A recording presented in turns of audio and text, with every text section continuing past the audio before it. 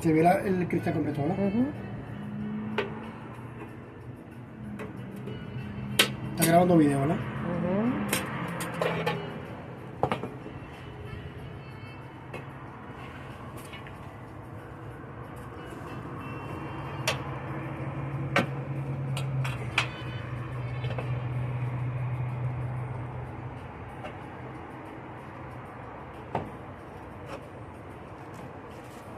Sigue grabando.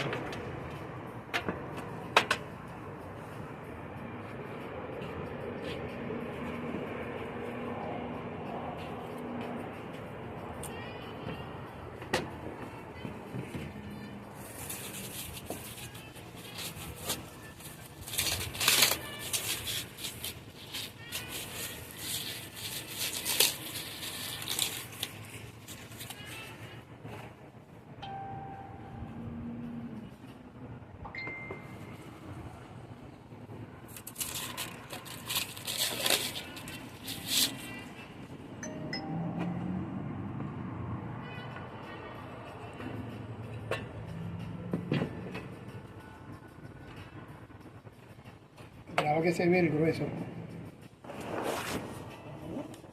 y que se vea la lámina, esa lámina que está ahí.